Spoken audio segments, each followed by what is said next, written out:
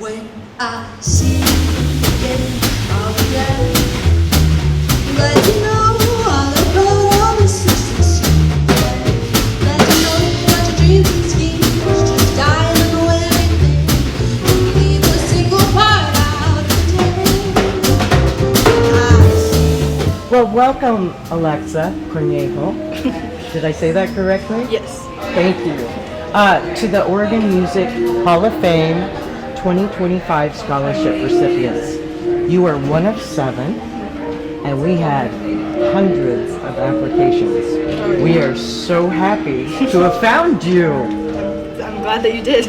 How do you feel about receiving the $2,500? I'm excited. I'm excited that I got a contribution to go towards my education. And I'm excited that it's from you guys because it seems like a really cool organization. Oh, that's very sweet. Maybe we'll get you back later after you're done with college. So where are you going off to college? I'm going to the University of Oregon. How did you decide on the University of Oregon? I decided on the UO. Well, I grew up in Eugene my whole life, so it was kind of always an option. But then when I started really getting into music, I realized that they had a really good music program, and I was like, oh my goodness, it was under my nose the whole time. So yeah, I decided, and they have a really great jazz program, which is what I'm going to school for. So yeah, that's how I decided. So jazz. A person doesn't always just start out in jazz. Where did you start? Did you start out in jazz? No. No. Well, I've been singing my whole life, and I started piano lessons when I was maybe 8, and that kind of helped me develop sight reading and some theory skills. And then I was in band in middle school, but then I quit. And then after I had to record the jazz band at the end of my sophomore year, I was just hearing them, and I was really enamored by just how great it sounded. And I knew the bass player was going to graduate, so I was like, of the instruments I already play, I play bass. Maybe I can try being in a jazz band. So I auditioned, and I got put in the lowest band, and I was really disappointed about it because I guess I thought I was better than I was, but I was really bad. But I kept working at it. I just decided that if it was going to be bad, or if everybody was going to be bad, I just wanted to know that I was working as hard as I could. So I just put myself to practice, kept practicing, and then my senior year I switched to double bass, which is what I play now. So now does the school provide you the double bass? I was lent the school bass the summer before my senior year. I kind of taught myself for a little bit, but then I got connected with a teacher. But now I have my own. Oh, you purchased your own? I did. Wow, that must have took a lot of gigs to pay for that. Yeah. So when you're not at school, you're playing with your band and playing gigs out in town. You play all around Eugene and where else? My first gig was in Springfield, and then I do play in Eugene. We play at restaurants where there's some musicians there while you're eating, and then I played at some community events and stuff. And then I would also play at school competitions, and we won every single one that we did, which was cool. Very nice. Yeah, we placed first. Wow, congratulations. Thank you. So your most memorable music moment so far would be? Let me think.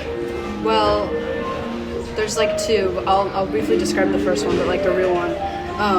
Well, my trio went to the Oregon Jazz State Championships, which was really, really cool, and that was a really great opportunity. We placed first there, and I was really nervous and excited about it,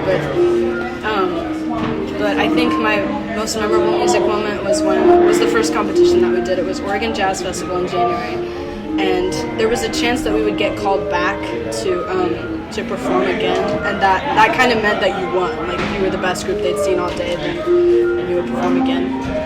And I was just so doubtful, and I was so scared. I was like, oh my goodness, no, I don't think it's gonna be us. And there was another combo from my school. I really thought it was gonna be them, but But then it was us, and when I found out that it was us, I was so scared. Like my heart was pounding, and I was like, oh my god. I was telling my pianist, I was like, I can't do this. Like this is crazy, because like I was so scared, but I was really excited that it was us, and that was just like the first time that I'd really like won at something, and it was just kind of exhilarating to know that I was being recognized for working so hard. Yeah.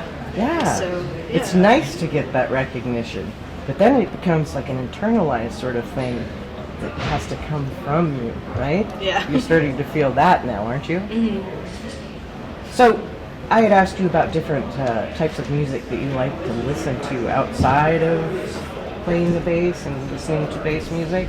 One of the artists that you had mentioned was Jeff Buckley. I was like, how did you hear about Jeff Buckley? I love Jeff Buckley. How? Was it from your parents? It was from just kind of online and from my friends. Like my friend had posted So Real by Jeff Buckley like on her Instagram story, and I was like, oh, this is a great song. And so I knew about that song. I was like, oh, that's great. So I listened to that song. I have like a vivid memory of when I first listened to Grace. I was moving out of my house in Eugene, and we were cleaning the entire house, and I listened to the record, and it was really great, and like his range is insane. I was like, oh my goodness. And I think So Real was the first song that I fell in love with, but then I just kept listening back to the record, and I just love all the songs, and they're and he's just really great, and I always go back to him, and I just remember when I was cleaning the house and listening to him for the first time. He's a special treat. We lost him way too early, that's for sure. What are you going to be studying at school? I'm going to the UO for jazz studies. Jazz studies. Yeah, which is kind of a little bit of everything. Like there's, jazz performance, which is, playing bass, like I'll get private lessons for that. And then there's, composition, actually like writing tunes, and then just working with ensembles. Like I think I have to join a big band, and I have to be in a combo too. So just a lot of experience playing with musicians and like learning to be a better one yourself, and writing music for other musicians to play. And I guess the hope is to be a professional.